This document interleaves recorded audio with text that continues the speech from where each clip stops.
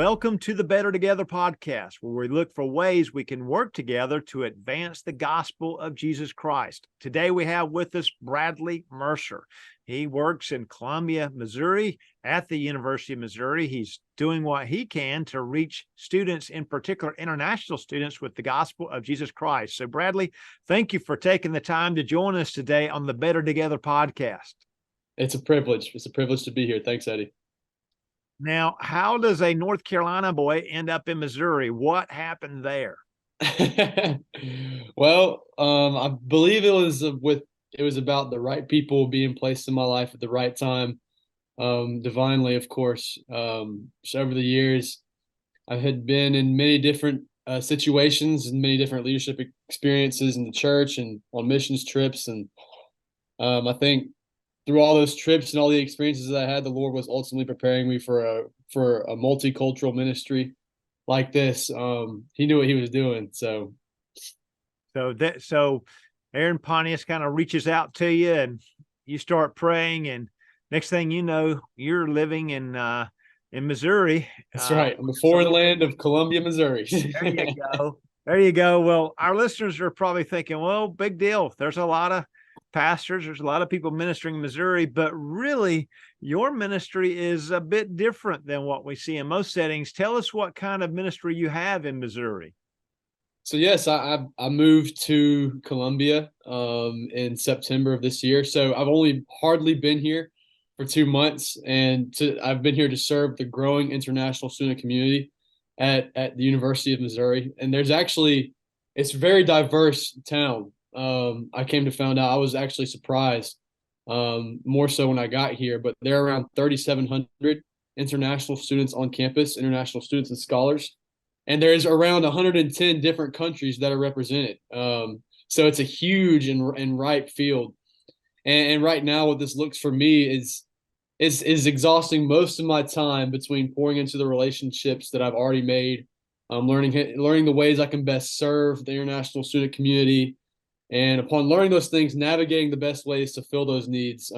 This happens, it can be in seemingly small ways, like providing a bicycle for a student who doesn't have means of transportation, which I've already done a couple things like that, or a bit larger things like setting up English conversation partner groups that will happen every Tuesday night at Rejoice starting in November. So different, and you have to have some sense of flexibility and availability with this, because as I've said, I'm new.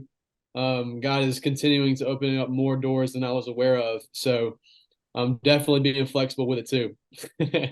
That's great. So people are probably listening. They're thinking, I've got a college in my town.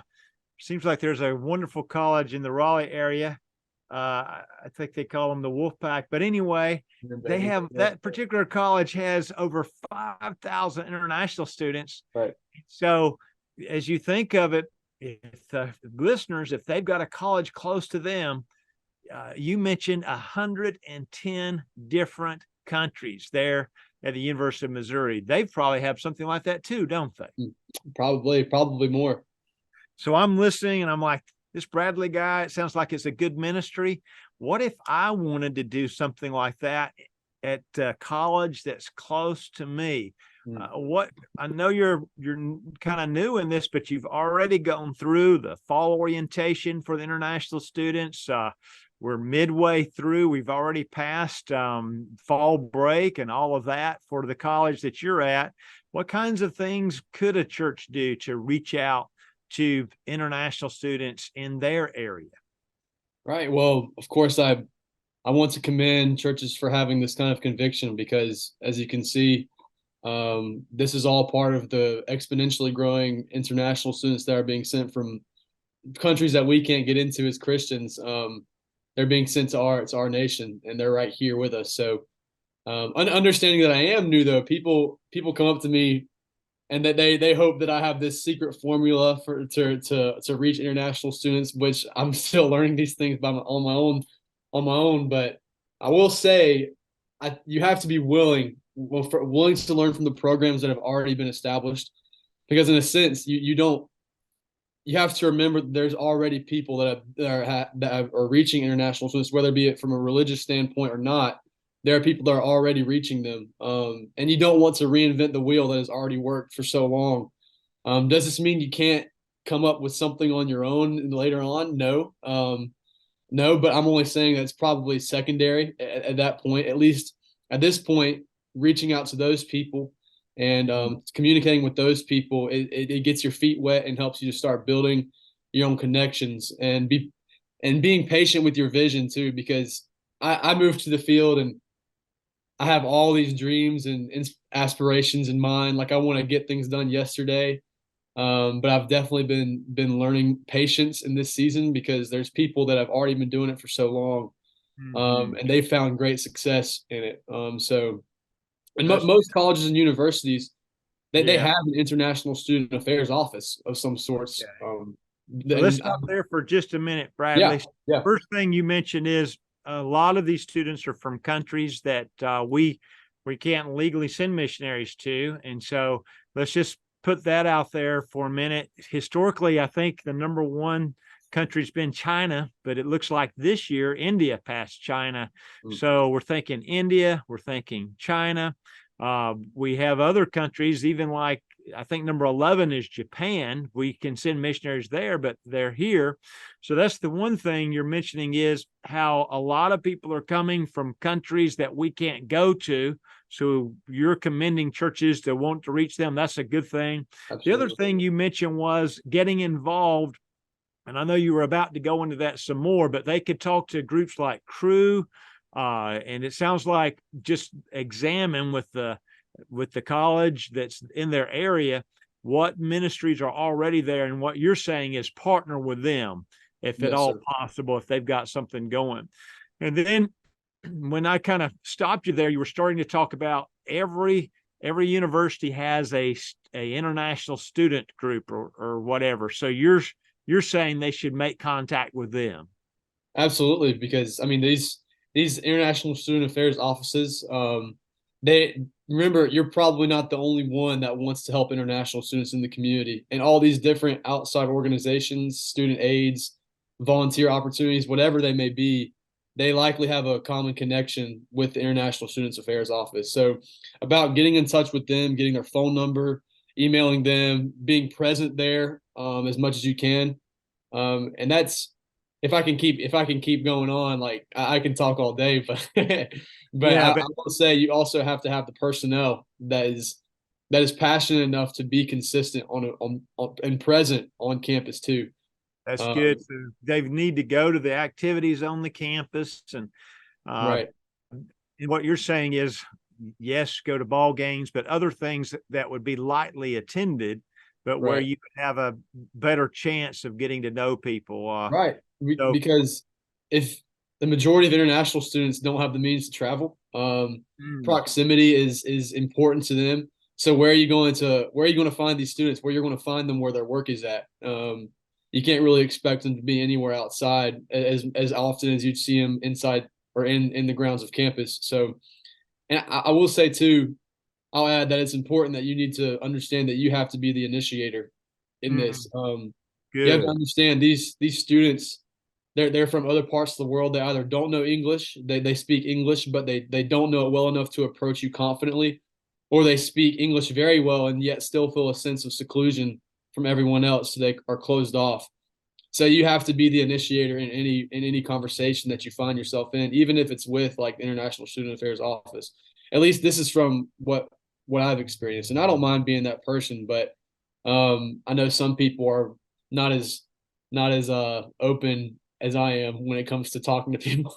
Yeah, but So yeah, so what you're saying is you're can be a little bit of extrovert, if you will. yes, In this setting, you're asking everybody to think about that, take that first step, because they may struggle a bit with their English skills, even though they passed TOEFL and all the rest of it. But I think I'm also hearing from you, just putting out on Facebook, hey, you're invited to our church, not going to cut it.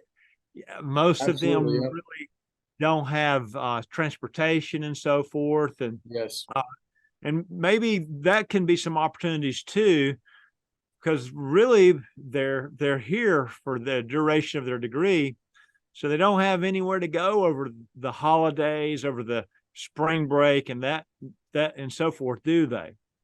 No, no, they don't. In fact, I'm meeting a few international students the Tuesday before Thanksgiving just to have Thanksgiving dinner with them because they don't. Most of these students that I've met, at least they have families of their own in their home country and they can't return to them. So just giving No. them a place to have community like that means the world to them. And That's they come to this country like I think it's important for us to understand they come to this country with all these expectations in mind, just like you would if you went to another country. Like you want to learn the culture, you want to meet people, you want to make friends.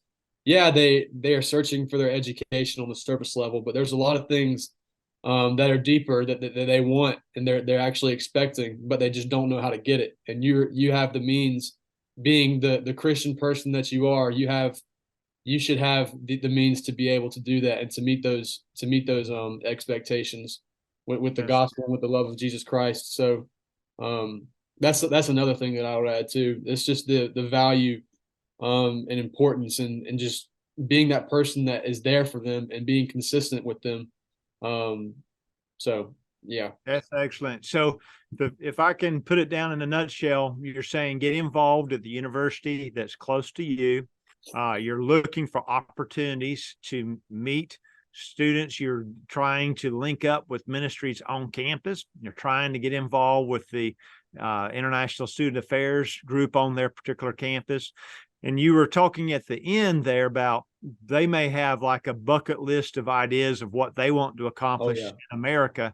And usually one of them is being in an American's home, that's right. maybe celebrating Thanksgiving or Christmas with the family, knowing what that's like.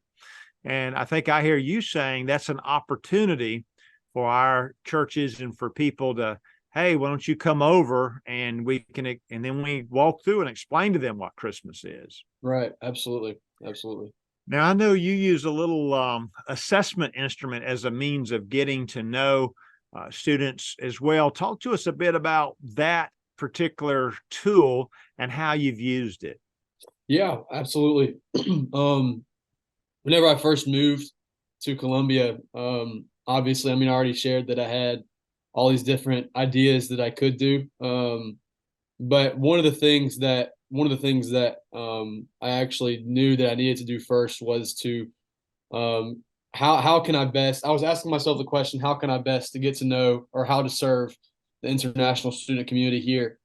And one of the things that I compiled was a 12-question survey that I use to just ask international student scholars and people who already have the influence over international students here in town, just so I can know how to best serve these international students. There are questions like, what can we learn? What can we learn from international students? Because that's another question that I think even in this field is overlooked because yeah, they can learn stuff from us, but we have to be able to learn things from them too, just so we can know how to best serve them in that way.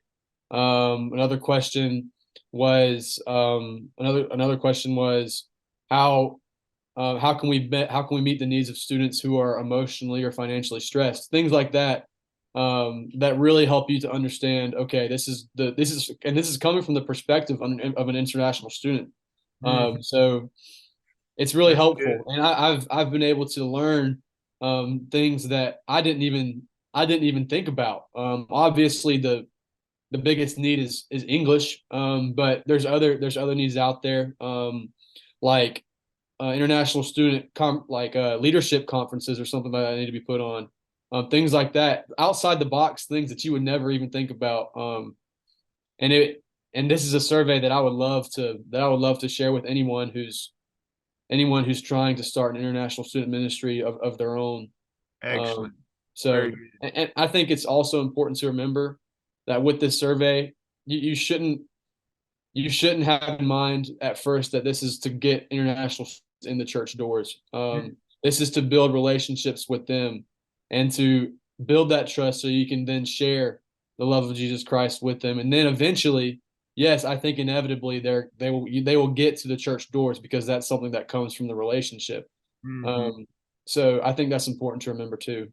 Good job. So you start with a relationship. And so what we'll do, we'll share that. If you're watching this on Facebook, you should be able to click on the link above the podcast and you can see the assessment there. And Bradley, thank you for taking that and sharing it with us. But let's think about that assessment. So first of all, you're setting the tone.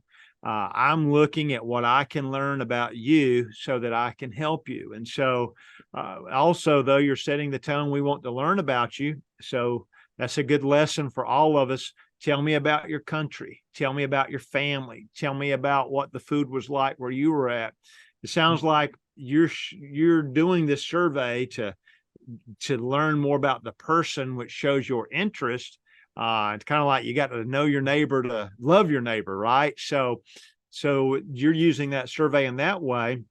It also sounds like what you're learning from what you've done with this survey, Bradley, is that there are things that we wouldn't really think of that international students want or need. So they all want to be able to speak English better. So we know we've got an opportunity by letting them do that it's going to help. We know often they want leadership skills and they have particular challenges that others don't have. Let me mention one other thing. I think most of our listeners know I used to work in a university, but always remember, if an international student doesn't do well academically, it's not just that you're in trouble for a semester, you're out and you're going home. That's true. Yep. There's just a lot of pressure and not always understanding professors in America and what they're like. So you really can help them in many, many ways. So, well, Bradley, this is so helpful to us, brother. We appreciate, number one, the work you're doing. We appreciate you taking the time to be with us. Anything else you want to share with our listeners before we sign off today? Yes. It just came to my mind. Like I really want to emphasize the importance of this because like we've already discussed, these students that are coming from other sides of the world, countries that we can get into, countries that misrepresent the gospel of Jesus Christ, misrepresent who Jesus is, things that we value, they don't have that. And they come to this country with all these expectations in mind. And I believe with all these expectations is an opportunity for the church to respond and to win souls for the nations and win souls to build the kingdom. It's important. It's important. The field is white. It's ready. It's here, and they're looking for it. And in amongst they're looking, we can step in. So in whatever ways that you can, I can help with that. Feel free to reach out to me anytime, and I would love to come alongside you in your endeavors to start this kind of ministry of your own. That's great. And so we should mention there is a Reaching College Students Task Force that Bradley's a part of. So if you'll shoot us an email, we'll put you in contact with those folks. And they're looking for opportunities to help churches, help Christians to be more effective in reaching people with the gospel. And so thank you, Bradley, and thank you for what you're doing.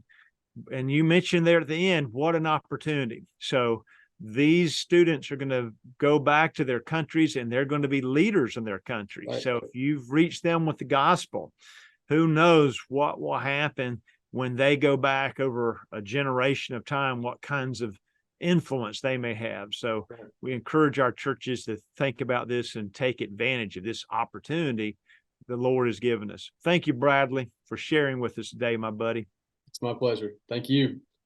And we want to thank you, our listener. We encourage you to take this podcast, share it with someone that might benefit from it. Remember, every little thing matters. Every little thing helps. And we truly are better when we work together. Thank you for joining us today.